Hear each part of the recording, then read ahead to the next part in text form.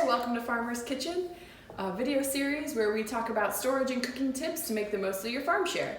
My name is Carmen, Tripp and I are your farm directors. Before we get started, we'd like to give thanks to Lennar for allowing us to use this beautiful acacia model kitchen to do this demo. All right, let's get started. Today we're going to be talking about everything eggplant.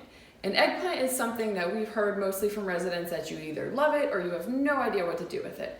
So we hope after a demo like this, you'll learn to love it and try out some new recipes. At the farm this season, we're growing 3 different varieties of eggplant. One is the Italian variety. This is probably the one that you're most accustomed to that you see in the grocery store. We also have an Asian eggplant. This is the long, slender eggplant. And then we have an heirloom variety called the fairy tale eggplant. And this one's kind of purple and white stripes and is a lot teenier. When you get home with your farm share, the most important thing is figuring out how to store it so that it lasts the longest before you're ready to cook it.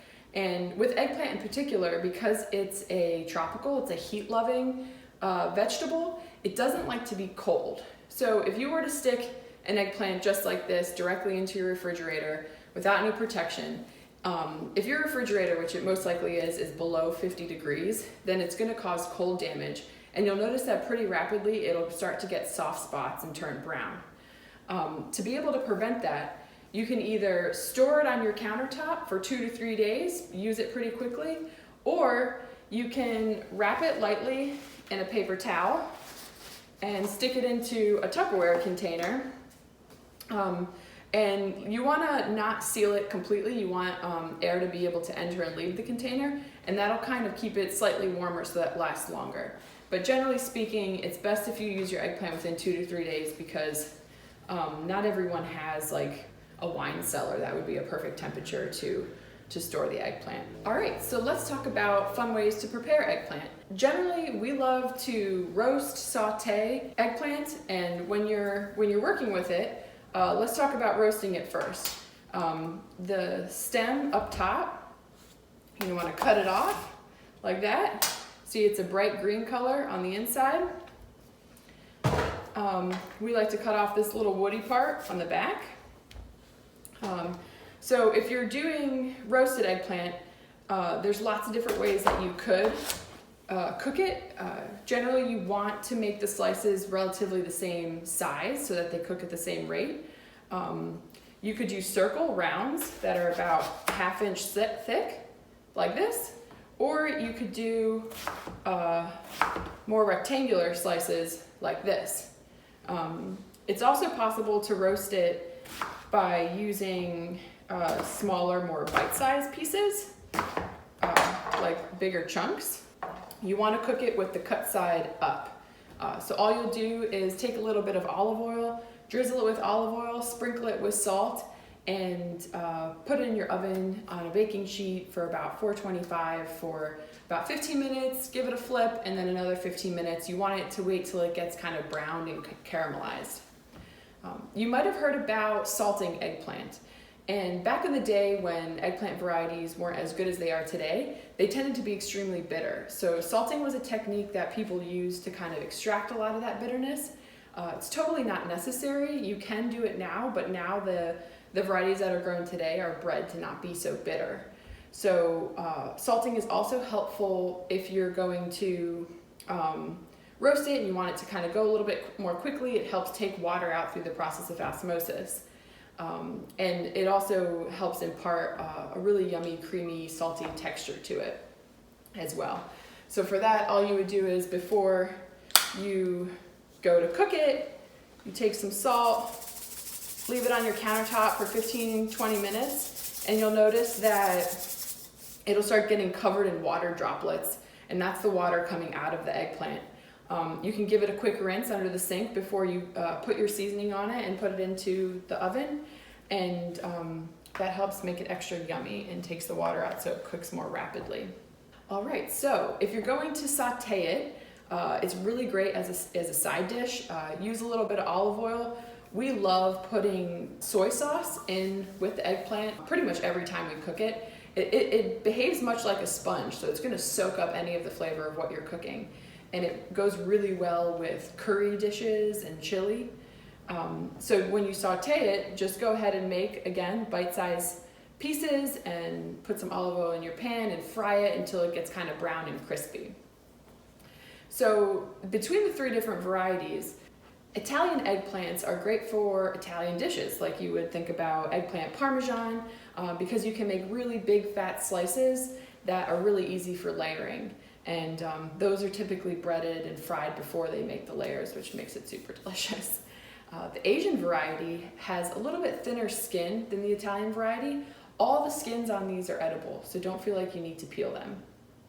It tends to be a little bit more tender skinned, and it's great for sauteing. This is the one that you typically find in curry dishes at Thai restaurants. So you can do simple rounds when you're sauteing them, or you can do half moons.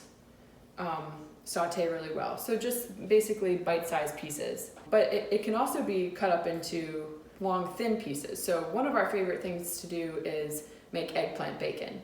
Now, if you are a fan of actual bacon, it tastes nothing like bacon, but it's pretty delicious anyways. So to make eggplant bacon, you need soy sauce and liquid smoke, which you can both find at Publix or most grocery stores. So what you'll want to do is cut the eggplant into about 1/8 inch thin slices. And again, you could do this with any variety. So you get kind of thin slices like this, and you want to stick them on your baking sheet and bake them at 425 for 8 minutes with a little bit of oil. It's going to get brown and crispy, and don't worry if it gets a little bit burnt in some places, because that is super yummy. And then after those 8 minutes, you're going to take them out, and in a bowl you'll have soy sauce and liquid smoke mixed together.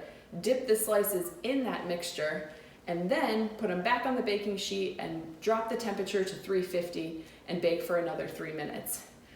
What you'll get at the end will be a really delicious umami-filled, chewy, kind of smoky flavored eggplant that goes really well on sandwiches. So you can make like a BLT, but with eggplant bacon instead, and pretty much any type of sandwich. These are really great layered in. It's best fresh, but they will keep a few days in the refrigerator. All right, the heirloom fairy tale variety. This variety is super fun because if you're making like a big veggie dish where you have lots of other veggies, you don't necessarily want a ton of eggplant. You don't want to cut into a big Italian eggplant. The fairy tales are nice if you just want a little bit of eggplant, but they also lend themselves super well to grilling. So you can literally grill them whole, or you can grill them cut in half, and that will also impart a smoky flavor, and they're delicious. They're more white on the inside and have really small seeds compared to the Italian variety. Well, you'll see bigger seeds. But it's extremely yummy and very creamy texture. All right, so to recap, must-haves for your eggplant adventures: soy sauce, olive oil, liquid smoke, and salt. With those things, you're guaranteed to make a yummy dish. The Italian variety is great for large slices or making layers. It's also good for cutting up into thin slices for eggplant bacon. All the varieties saute and roast really well for a yummy side dish. And then the fairy tale, the smaller eggplant, is great for grilling whole, but you could always grill big fatty slices from the Italian one as well. Another really popular dish is baba ganoush. This is a Mediterranean dish that's like an eggplant spread that's super delicious. For that one, it's best to use the eggplant one so you have a lot of the flesh.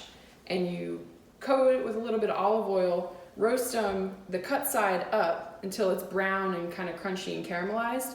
And then after it's cooled and you've taken it out, you take a spoon and you scoop out all the flesh, and then you discard the skin. And you mix it with tahini and lemon juice and parsley and a little bit of salt and garlic, and it is delicious. You get some pita chips or some toasted pita, and it makes a really yummy spread. Goes well with things like hummus and tzatziki sauce. Another thing that's fun to do with the bigger eggplants is make stuffed eggplant. So depending on what you like to eat, this could be ground beef, ground chicken, it could be a vegetarian, vegan option as well. So again, you roast them, cut side up, and then once they're slightly cooled, you can scoop out the flesh, mix it in with your other filling, stuff it back in, maybe add some shredded cheese on top or some tomato sauce, bake it again till all those flavors meld and the cheese melts, and then you also have a super easy, delicious meal that uses up an entire eggplant. All right, well, we hope you've enjoyed today's video and that you give these delicious eggplants a chance. They're very healthy for you and they're extremely delicious, and don't hesitate to reach out if you guys have any questions. All right, thank you so much. Have a great day.